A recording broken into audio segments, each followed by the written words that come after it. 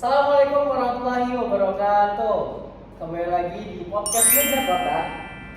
Kali ini saya sebagai host akan membahas beberapa konflik-konflik yang terjadi di negara kita ini.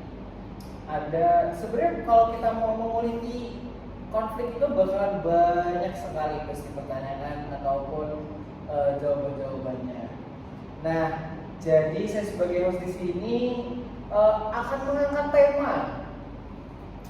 tema untuk podcast bincang-bincang meja kotak pada hari ini. Jadi temanya pada hari ini yaitu konflik agraria dan investasi di Pulau Rempang. Lalu pembangunan ini untuk siapa? Nah, dari tema itu mungkin kita sudah mengundang nih beberapa narasumber hebat ya, teman-teman mahasiswa dari PGSD gitu kan. Beri aplaus dulu ya. Sebelum kita masuk ke pembahasan, alangkah baiknya mungkin bisa perkenalan terlebih dahulu kali ya. Dari Mbak ini yang baju pink nih. Halo semuanya, kenalin aku Sabudana. Kalau aku Asda Fariha Amri Safa. Kalau aku Risa Almirdan. Oke, jadi hari ini kita ditemani oleh tiga narasumber hebat, yaitu ada Mbak Mifta, Mbak Asda, dan Mbak Risa gitu ya. Sebelum masuk ke pembahasan yang akan dibahas, mungkin beberapa penonton ini kan belum tahu nih ya konfliknya apa, seperti apa, kenapa ada konflik tersebut gitu. Nah, jadi mungkin aku mau membahas sedikit. Jadi konflik agraria ini sebenarnya adalah perselisihan antara masyarakat dengan negara. Nah, kira-kira apa sih penyebab konflik agraria ini? Lalu mengapa kasus di Pulau Rempang ini jadi contoh yang menonjol di Indonesia ini? Mungkin dari Mbak Mita mau menjawab. Baik, pemicu utama konflik agraria dan investasi di Pulau Rempang itu bermula dari rencana pembangunan kawasan ekonomi modern, yaitu Rempang Eco City yang termasuk dalam proyek maaf, ada batuk dikit ya. Dalam proyek strategis nasional atau PSN. Kebijakan ini melibatkan relokasi sekitar 700 keluarga dari beberapa kampung yang ditolak oleh warga masyarakat setempat, termasuk suku orang laut, suku orang darat, dan suku Melayu. Penolakan ini dipicu oleh ketidakpuasan warga terhadap proses relokasi yang dinilai tidak memperhatikan hak tanah atau identitas budaya dan keberlangsungan hidup mereka. Selain itu juga adanya tumpang tindih atas kepemilikan tanah antara masyarakat dan pihak pengembangan serta pemerintah juga menjadi faktor pemantik bentroknya yang terjadi seperti demonstrasi, kericuhan, dan penolakan terhadap pengumpulan tanah maupun pengusuran paksa memperkuat ketegangan sosial tersebut. Lalu ada konflik ini pun juga diperparah oleh keberadaan perusahaan asing dari Cina atau investasi besar seperti King Group yang mendirikan pabrik kaca dan membangun panel surya di lahan yang juga dipersengketakan. Secara singkat, konflik ini tuh timbul akibat ketidakseimbangan antara keinginan pemerintah dan investor untuk mempercepat pembangunan nasional dan ekonomi dengan hak kepemilikan tanah adat serta keberadaan masyarakat lokal yang menolak penggusuran dan relokasi paksa tersebut. Jadi sebenarnya konflik ini tuh pemicunya kurang lebih apa ya? Kalau aku pandang, aku lihat sebenarnya kayak lebih ke miskomunikasi ya, Mbak ya, antara pemerintah, investor, dan para masyarakat adat yang ada di sana gitu kan. Sedangkan masyarakat adat yang di sana itu ingin mengutamakan kebudayaannya tetap utuh gitu, tidak direlokasi. Dan kalau misalnya untuk direlokasi, pemerintah pun kerjanya kayak gitu ya, Mbak ya, kayak masih inilah itulah. Sedangkan masyarakat di sana itu yang namanya tinggal di sana itu udah dari dulu ya, Mbak ya. Jadi kayak tumpang tindih ini tanah siapa itu yang jadi penyebab konflik mungkin ya gitu. Nah, tapi ngebahas tumpang tindih itu, kalau dari faktor sejarah, kira-kira tuh siapa sih kalau dari kepemilikannya itu kayak sejarah kepemilikan dan penguasaan lahan masyarakat Rempang itu sebelum proyek investasi masuknya ini gimana itu? Maksudnya milik siapakah atau gimana gitu sebagainya? Mungkin dari Mbak Azlia bisa menjawab. Oh ya, jadi gini Mas Safa, sejarah kepemilikan dan penguasaan lahan masyarakat Rempang itu berkaitan dengan pola pengelolaan lahan, adat dan kawasan pesisir yang telah berlangsung secara turun-temurun sebelum masuknya investasi besar. Jadi masyarakat Rempang itu termasuk suku-suku asli seperti suku orang laut, Melayu dan darat itu memiliki ikatan kuat dengan tanah dan wilayah mereka yang diatur berdasarkan aturan adat dan tradisi lokal. Nah, mereka itu mengandalkan tanah tersebut untuk kegiatan pertanian, kemudian perikanan dan kehidupan sosial budaya, sehingga hak kepemilikan atas tanah tersebut itu bersifat teritorial dan historis. Nah, kan seiring berjalannya waktu itu, terutama sebelum masuknya proyek besar seperti Rempang Eco City, itu penguasaan lahan masyarakat Rempang sendiri lebih bersifat adat dan customary dengan hak-hak yang diakui secara adat, namun belum sepenuhnya diakui formal secara nasional dari sisi legal hak atas tanah. Nah, jadi ketika pemerintah dan investor mulai mengarah pada pembangunan besar-besaran seperti melalui kebijakan percepatan proyek strategis nasional atau PSN tadi, itu termasuk pembangunan kawasan industri dan kawasan ekonomi modern, itu mengakibatkan konflik atas penguasaan tanah dan hak atas tanah tersebut gitu. Jadi ya itu tadi sih Mas, masalahnya itu pada turun-temurun dan mungkin belum ada sertifikat yang legal dari pemerintah itu. Jadi kalau ditarik dari pertanyaan tadi itu sebenarnya ya yang namanya manusia itu kan udah ada sebelum adanya negara ada gitu ya Mbak. Jadi apalagi kan masih banyak lagi suku-suku kayak yang disampaikan Mbak tadi, ada suku laut apa yang dari laut, tapi itu suku darat dan lain sebagainya. Itu kan bahkan masih ada gitu suku-suku seperti itu yang udah hidup dari nenek moyang dan sebelumnya. Sementara yang namanya negara ya pasti ada pengembangan revolusi dan sebagainya, ada surat tanah dan sebagainya. Jadi itu yang menimbulkan konflik yang terjadi gitu ya Mbak ya. Jadi kalau mau dibahas tanahnya milik siapa, kalau dari segi historis yang namanya orang yang tinggal di sana dari dulu, ya sebenarnya punya dia, cuman kan secara kepemilikan sah, nah itu yang menjadi konfliknya kan. Nah, itu kan kalau dilihat-lihat tadi kan sebenarnya investasi itu tuh ada ya plus minus lah ya Mbak ya, ada baik, buruk dan lain sebagainya. Nah, pemerintah ini kan melihat investasi Rempang ini kan kayak mungkin bisa dijadikan sebagai peluang yang besar gitu ya, apalagi sampai mengundang para investor-investor asing gitu kan. Berarti investasi ini nggak main-main gitu ya nilainya ya.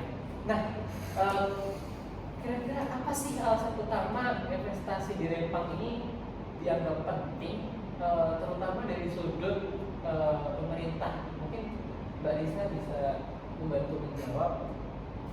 Oke Mas Farhan, nah menurut dari buku, jurnal atau berita yang beredar ya Mas Farhan, jadi setelah saya baca, alasan utama dari sudut pemerintah ini tuh, pemerintah ini menganggap bahwa Rempang Eco City tadi itu, proyek itu tuh menjadi bagian dari upaya yang dapat mendorong pertumbuhan ekonomi nasional dan percepatan pembangunan nasional melalui pembangunan kawasan industri dan kawasan ekonomi modern. Nah, pemerintah ini melihat bahwa investasi ini tuh dapat meningkatkan daya saing Indonesia di tingkat global karena dapat membuka lapangan kerja dan mempercepat hilirisasi industri.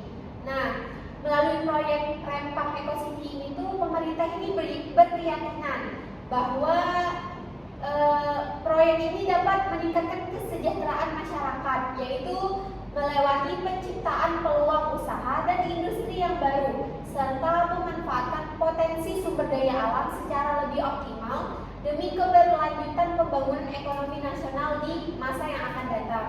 Nah, tapi dari Bapak Menteri kita, Bapak Menteri Investasi RI yaitu Bahlil Lahadalia, ini tuh menyampaikan bahwa proyek ini merupakan bentuk komitmen pemerintah untuk mengembangkan infrastruktur dan industri yang akan mendukung pertumbuhan ekonomi serta hilirisasi industri secara nasional. Nah, Bapak Menteri mengungkapkan dengan adanya investasi yang besar ini, pemerintah ini berharap dapat mempercepat kemajuan Indonesia yaitu sebagai negara industri dan dapat meningkatkan pendapatan negara sekaligus meningkatkan kesejahteraan masyarakat di daerah tersebut, khususnya daerah Rempang tadi. Jadi sebenarnya kalau dari sudut pandang pemerintah itu ya bakalan jor-joran gitu ya kalau investasi tersebut.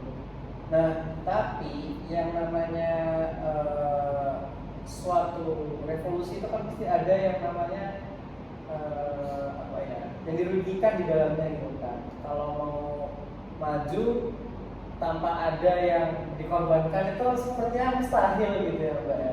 Jadi kok dari sudut pandang pemerintah itu sebenarnya cukup bagus, kayak meningkatkan hilirisasi industri gitu ya, mengembangkan industri yang ada di dalam negeri ini. Cuman yang kembali lagi tadi harus ada yang dikorbankan, pada mungkin harus ada yang dikorbankan seperti masyarakat-masyarakat yang ada di Pulau Rempang ini. Nah, jelas kalau dari sudut pandang masyarakat Rempang ini pasti sangat menolak, ya, sangat menolak karena mereka menganggap mereka udah hidup lama di sana, habis itu mereka pendudukan di sana nggak mau lah yang tiba-tiba diusir gitu ya. Coba kayak misalnya Mbak Lisa nih punya rumah gitu kan, udah tinggal dari neneknya dulu di rumah gitu kan, terus tiba-tiba tanahnya digusur gitu kan, mau dijadiin jalan gitu kan. Sebenarnya ya tujuannya bagus untuk kemaslahatan bersama ya, untuk bareng-bareng. Cuman kan dari sisi pemilik itu kan pasti bakal kayak wah rada gimana gitu kan. Jadi kalau mau ada enaknya pasti ada yang perlu dikorbankan gitu kan. Nah, kalau dari sudut pandang masyarakat sana kan pasti banyak menentang nih ya. Nah, kira-kira itu kan tadi saya jawaban menurut saya, perspektif saya gitu ya. Iya. Nah, kalau menurut Mbak Rifka nih, mengapa masyarakat Rempang itu menolak atau merasa dirugikan oleh proyek investasi tersebut? Menurut jurnal yang saya baca itu karena proyek Rempang Eco City karena beberapa alasan utama, yaitu yang pertama ada mereka merasa kehilangan akses terhadap tanah dan kampung halaman mereka yang sudah turun-temurun mereka tempati, sehingga menimbulkan perasaan terusir dari tempat asal mereka sendiri. Penolakan ini didasarkan pada keberlangsungan sejarah dan identitas budaya yang terancam oleh rencana relokasi dan pembangunan proyek tersebut. Lalu yang kedua, ada masyarakat tuh merasa bahwa proses pengembalian keputusan terkait proyek itu tidak memperhatikan aspirasi dan hak-hak mereka secara adil. Mereka itu juga menganggap bahwa pemerintah dan pihak terkait tidak menjamin kejelasan dan transparansi terkait tempat relokasi, sehingga mereka tidak yakin dengan masa depan mereka di lokasi pengganti yang sudah disediakan oleh pemerintah. Mereka juga mengkritik bahwa proses sosialisasi dan komunikasi dari pihak pemerintah itu masih kurang efektif dan tidak memenuhi harapan masyarakat. Selain itu juga ada kekhawatiran bahwa pembangunan dalam skala besar ini akan mengabaikan aspek sosial dan budaya lokal, serta menyebabkan kehilangan mata pencaharian, terutama bagi masyarakat adat dan petani yang bergantung pada tanah dan sumber alam di wilayah tersebut. Penolakan terhadap pengukuran tata batas hutan dan aksi blokade jalan dilakukan sebagai bentuk penolakan terhadap dampak negatif dari proyek, termasuk kekhawatiran akan hak atas tanah dan keberlangsungan hidup mereka. Seluruh alasan tersebut menegaskan bahwa masyarakat itu masih merasa bahwa pembangunan yang dilakukan pemerintah itu tidak memprihatinkan keberlangsungan budaya, hak atas tanah, serta keberlangsungan hidup masyarakat lokal, sehingga mereka tuh menolak aksi relokasi dan pengembangan proyek besar tersebut.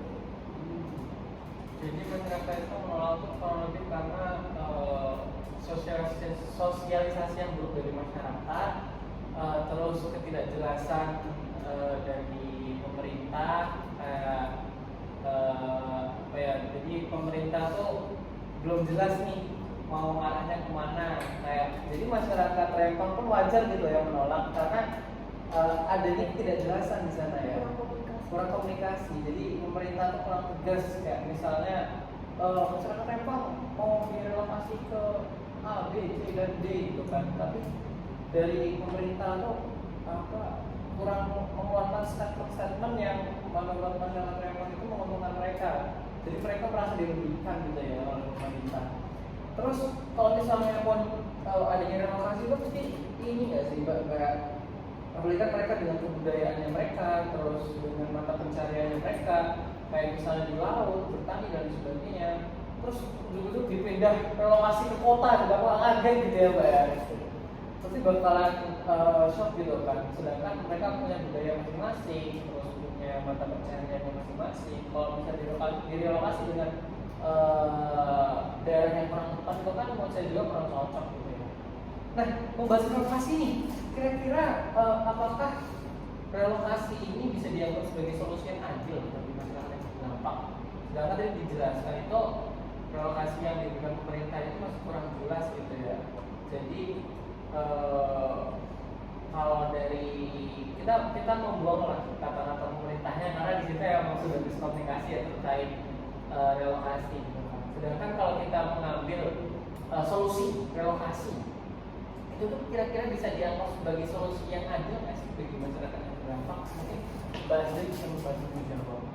Sebenarnya gini Mas, jadi relokasi itu dapat dianggap sebagai solusi bagi masyarakat yang terdampak jika dilakukan dengan pendekatan yang adil, kemudian komunikatif dan memperhatikan hak serta kebutuhan masyarakat lokal yang ada di sana. Nah, dalam konteks kasus di Pulau Rempang itu kan dari beberapa berita itu menunjukkan bahwa solusi relokasi yang diusulkan oleh pemerintah itu meliputi pemberian ganti rugi berupa rumah pengganti dan pelatihan agar masyarakat dapat terlibat dalam proyek tersebut. Namun, keberhasilan relokasi itu sebagai solusi tergantung pada bagaimana prosesnya dilaksanakan. Jika relokasi dilakukan tanpa partisipasi aktif dan persetujuan warga serta tanpa memperhatikan aspek budaya dan keberlanjutan sosial masyarakat, maka relokasi tersebut itu berpotensi menimbulkan konflik dan ketidakpuasan kembali.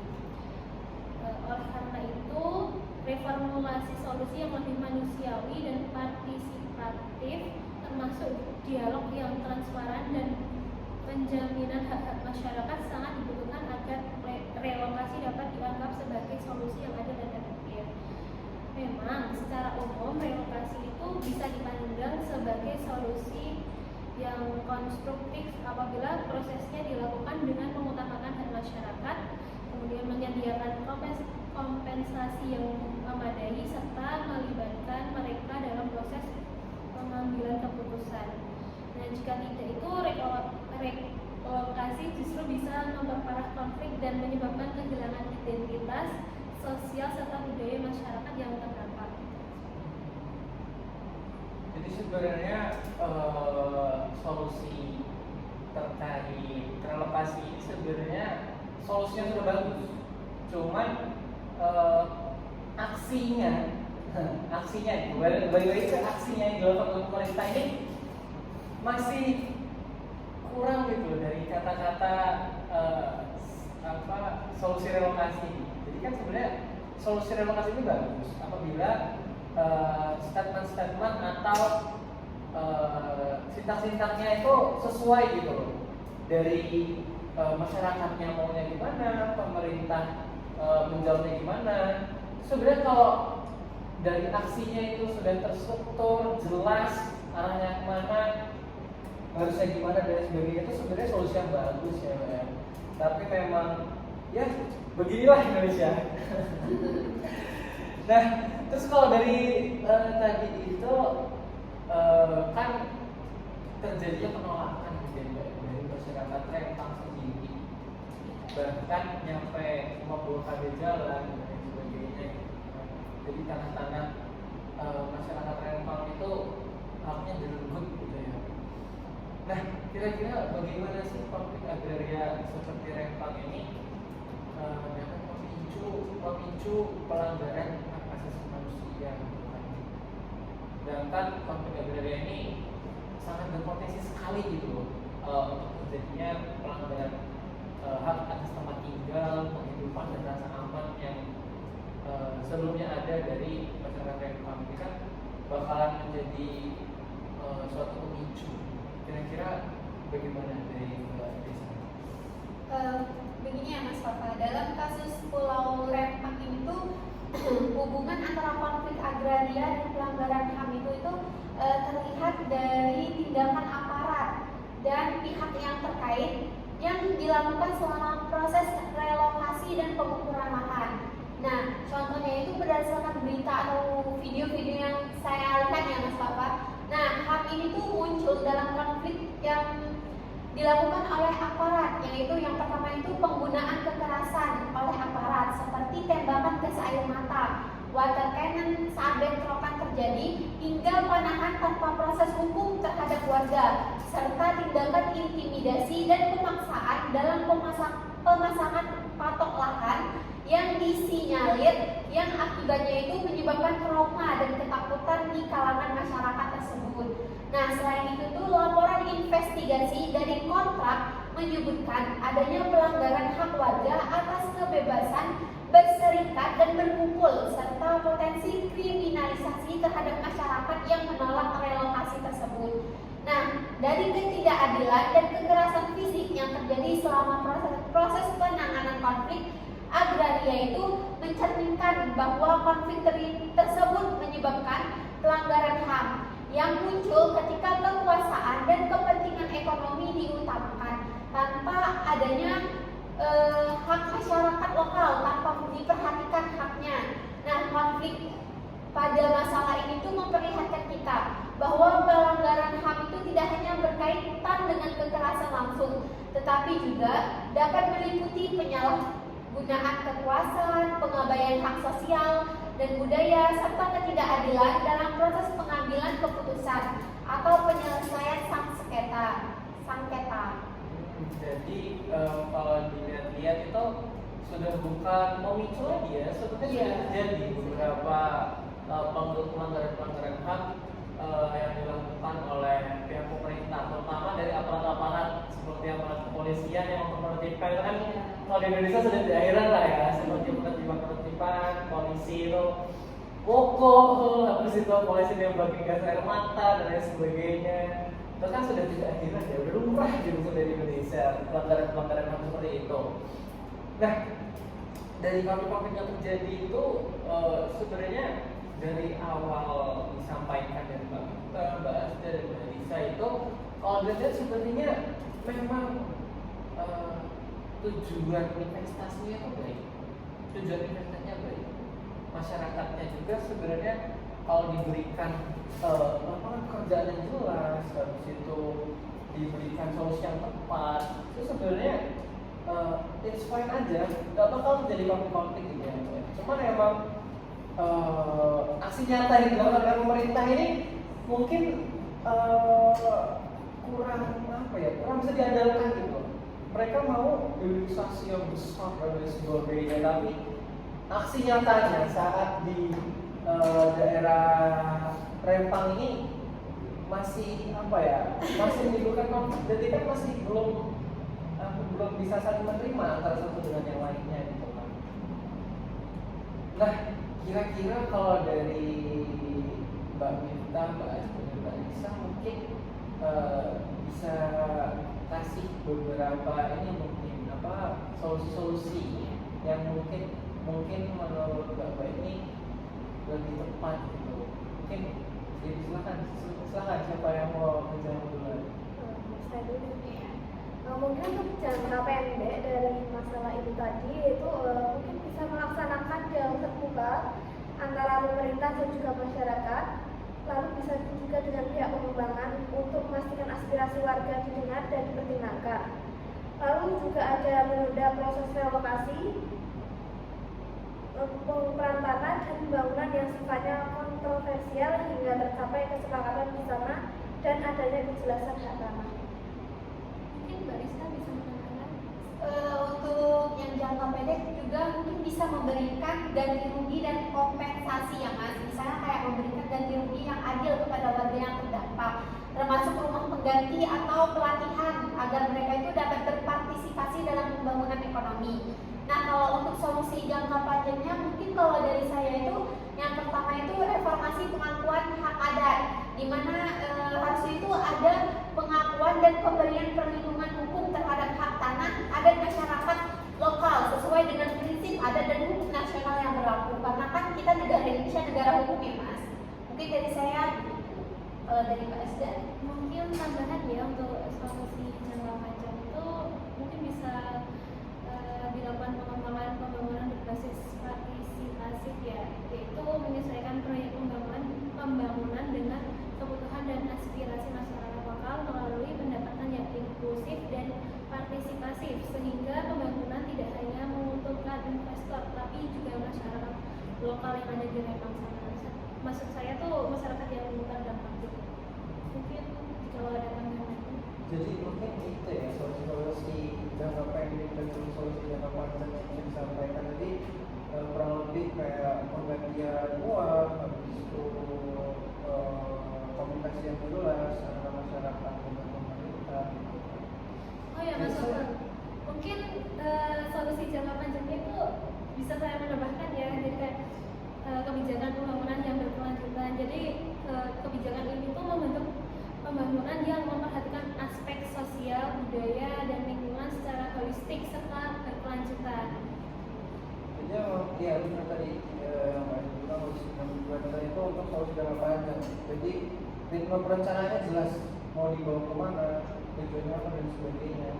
Sedangkan kalau menurut saya konflik yang terjadi ini tuh kurang komunikasi dari dalam sendiri sih, kurang dari dalam pemerintahan. Sedangkan di dalam pemerintahan itu ada yang namanya yang jelas Kementerian Kebudayaan, jelas ada.